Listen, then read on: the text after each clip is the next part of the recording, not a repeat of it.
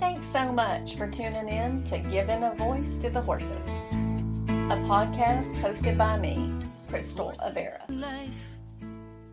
We'll talk about things like my research on horse burnout, helping relieve and prevent stress in our horses. We'll talk about how horses help people manage our stress and how they help us heal, and how we can honor the horse's needs while they help us. I will talk with other horse lovers and equine professionals who share my passion to ask the horses what they need. And together we'll discover how things are changing and expanding regarding how people relate to and care for horses. After all, the horse is the master teacher. This podcast is made possible because of listeners like you. If you'd like to donate as little as $1 per month, please visit my website, crystalavera.com. That's crystalavera.com. And click on Be a Patron. You'll see it in the top menu of my website. If you'd like to dig deeper and you want to join me and create a lasting transformation in your relationship with your horse while supporting this podcast, see my third tier patron option for $21 per month, where you'll get all the benefits of being a patron, as well as a subscription to my Transform course. Above all else, this podcast is for the horses. Together, we make wonderful things possible. Horses in life, I have been blessed with these. It was my destiny that this be my legacy. Horse burnout, part 1. What do burnout symptoms in horses look like? Ulcers or symptoms of ulcers, pinned ears, stomping feet, biting at people when the saddle is being put on, running away rather than to you in the pasture when you come to get them. Aggressive behaviors.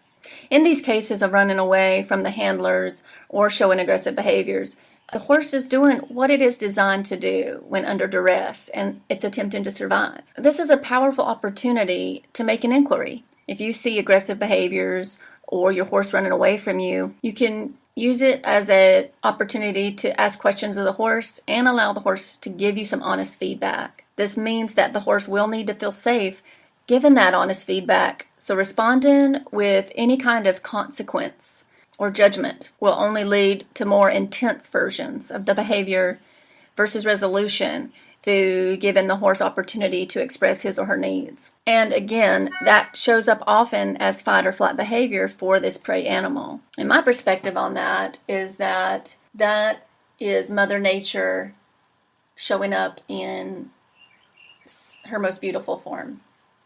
We see the horse in fight or flight mode trying to protect himself or trying to, get away. So survival mode, even though for humans that can often feel like a negative thing, if you remove any judgment or expectation regarding how your horse shows up and just use every opportunity as an inquiry of your horse, and also use this experience as an opportunity to see the beauty in Mother Nature. And my biased opinion is that the horse is Mother Nature in one of her purest forms. And so I see much beauty in these opportunities. So we're talking about the burnout in horses, or what stress might look like. I'm using my research as a resource, and the data that I collected from 74 respondents inside the equine therapy industry. So professionals in equine therapy participated, and I'm sharing with you the results of that research. So, other burnout signs are subtle and are believed to be mistaken as horses accepting their environment or handling. And this is a discussion that I could have at great length. So I hope that you'll send me your insights and input and personal experiences of this. Okay, so horses who stand showing no reaction or sign of engagement with the humans. These horses are often believed to be in a positive state of mind, or to be happy or relaxed, or be very accepting of their environment or the job they've been given. But in actuality, oftentimes these horses are actually shut down. They've just accepted their fate and they're tuning out everything around them. So sort of going inside to their happy place to be able to cope, which I know for horse lovers and people who might be experiencing this with their horses and have thought that, oh, my horse is just relaxed. My horse has been very happy with his or her environment or with the situation. And actually to find out or sort of have the curtain drawn and be able to see that, oh my God, this might be a horse that's completely shut down, a horse that's actually tuning out just to cope. Well, that's a hard pill to swallow, I know, because we love our horses. But it's also very powerful information, and this was a very consistent piece of feedback that I got from the respondents of my surveys throughout this particular research project on horse burnout. Physical manifestations of stress in these horses may show up as things like ulcers, which we touched on a little bit earlier, and depleted immune systems. So if you're seeing a horse that you thought was just so relaxed, but you realize that it's sort of, if you look at it, you can see that it's not engaging, it's not really there, that you realize maybe that horse is shut down, and then you also have that same horse as being a horse that maybe has ulcers or symptoms of ulcers, because it can also be very challenging to diagnose ulcers, and or a depleted immune system, then it gives you some puzzle pieces that can help you to help that horse. Let's talk more about horses that are shut down. What are your experiences with this? I'd love it if you would connect with me and share your own experiences by going to my website, crystalavera.com, and clicking on Be a Patron.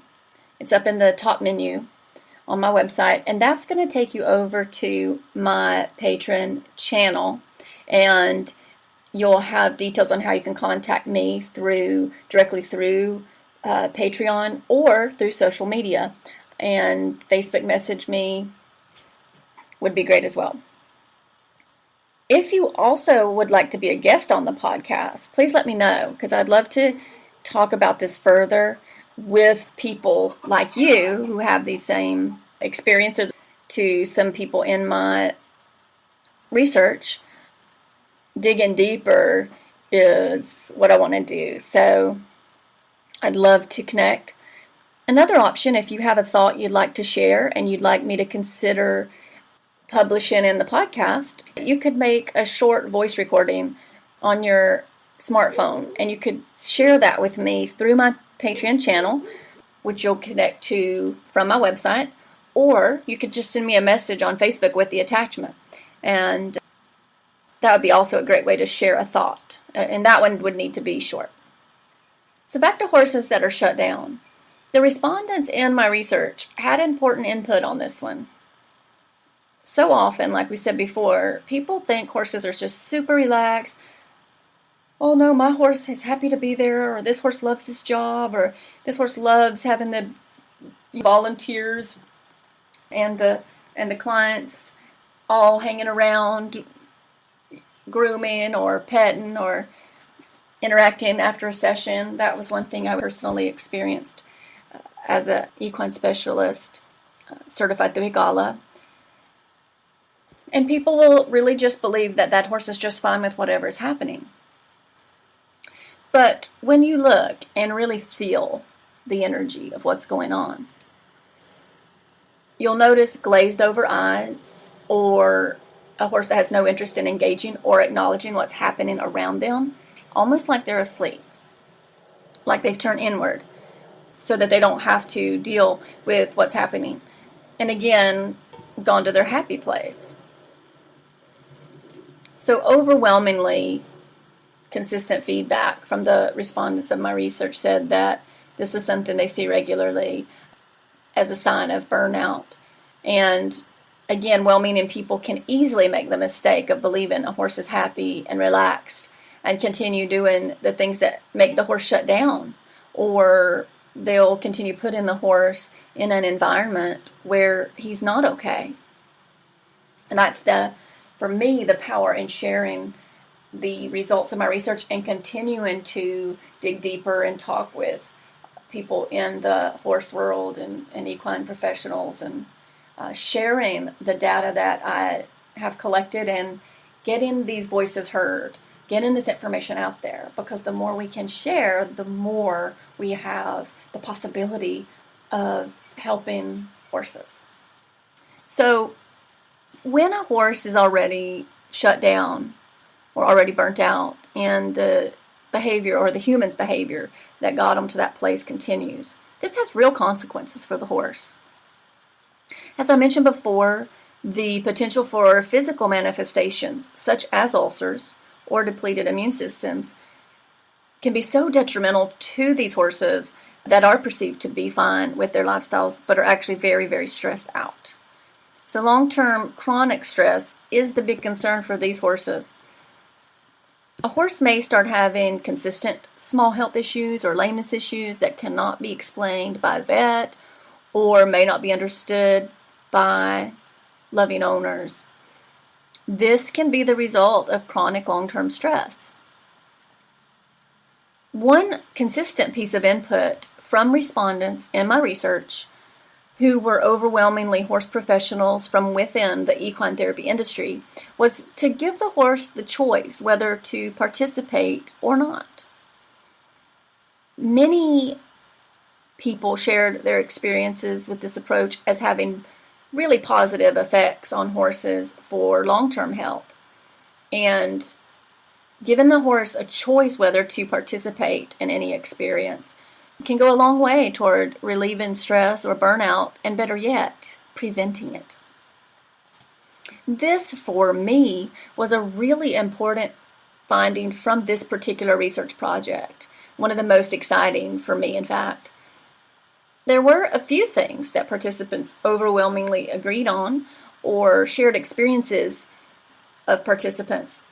And this was powerful because respondents were completely anonymous and did not know each other. They were from different organizations all over the U.S., and they responded via a series of surveys that they filled out online.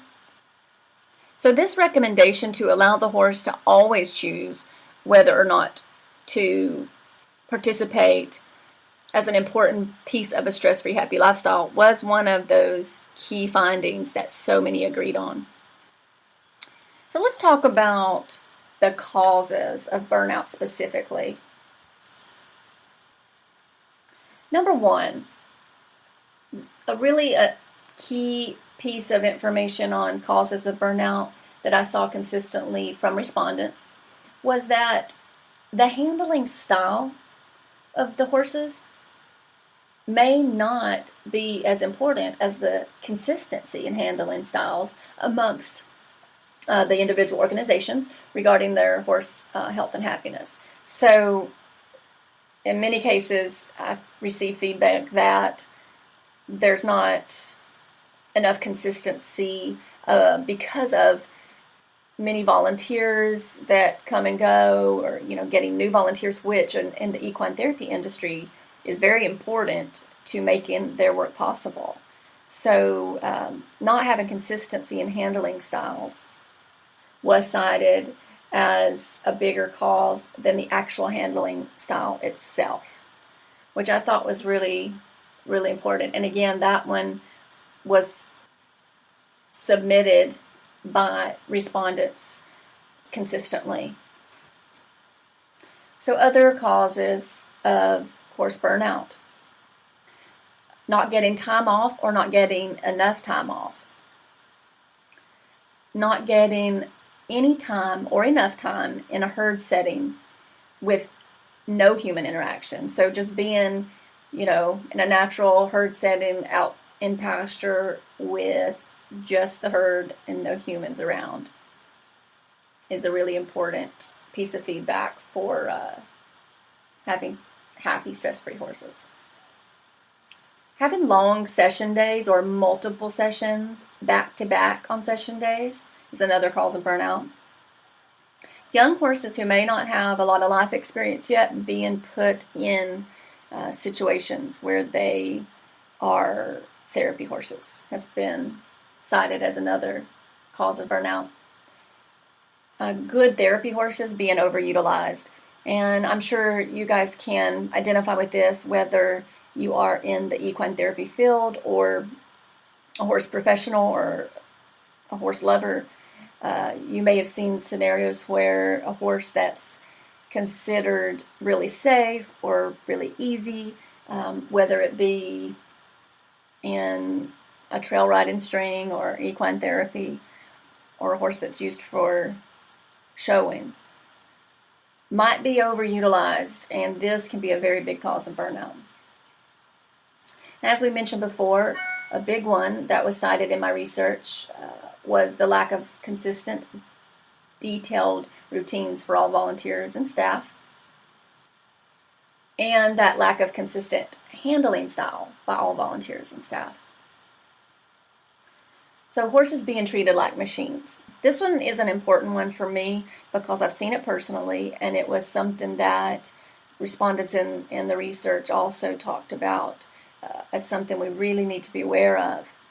It's not that people who do this work or are working with horses would ever intend to treat a horse like a machine. Certainly not in equine therapy, because overwhelmingly people who do the work of equine therapy to help humans through the magic of horses are extreme horse lovers and only want the best for their horses. But what happens is that people are busy creating an organization like this and then managing it and doing everything it takes to keep it running, make it financially feasible.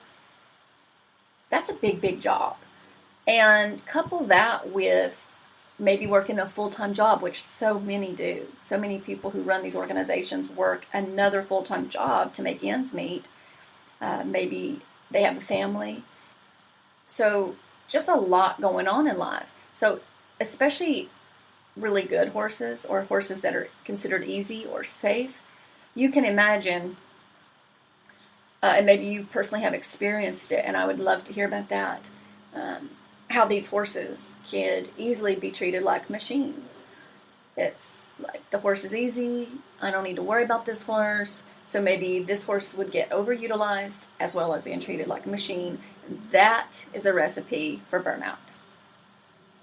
Bad saddle fit was also cited as one of the causes of burnout, and a lack of awareness of warning signs by handlers and staff. And that one specifically was cited more often from path professionals, so therapeutic riding, whereas a large number of respondents in my research were also EGALA professionals, or non-ridden therapy.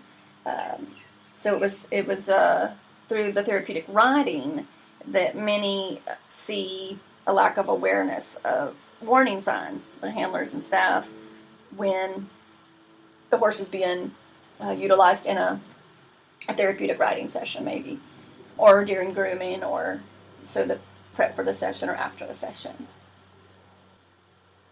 Some other valuable input offered showed a belief of a need for better training of equine specialists in EAGALA and higher standard of requirements for equine specialists. Specifically, having a log that tracks the horse use, nutrition, vet and farrier care, and other notable information was cited as an important way to ensure consistency in horse care per organization. Participants also largely agreed that horse care standards are objective and may be different based on region regarding nutritional needs, needs related to the weather, etc. In the Series 2 podcast on horse burnout, I will focus on details. The data I collected showed about the equine therapy industry, how certifying organizations such as PATH and EAGALA set or don't set standards of horse care, and how individual therapy organizations are creating horse care plans that work. If you want to learn more, you can read each of my research projects in full by going to my website, crystalavera.com, and that's crystalavera.com, and click on Be a Patron in the top menu. You'll find links to my research in the About section of my Patreon site. A follow-up project to the one on horse burnout that I did was focused on working with executive directors of equine therapy organizations to create a simple one-page best practices document. This document and the full research is available on my Patreon page. And again, you can get to that by going to crystalavera.com and click on Be a Patron in the top menu. Also, you can go to my website, crystalavera.com, and click on Free in the top menu. There you'll find the link to sign up to receive a Horse Happiness 12-month tracking guide that includes the best practices document from that research I just mentioned, and a simple monthly tracking guide to help you use the data from my research and implement any tweaks or changes that you might need to your current horse care program. And again, that's a free Horse Happiness guide. Thanks so much for listening. I can't wait to hear from you. Horses in life, it's all the same to me. The reason that my heart keeps beating inside. Horses in life,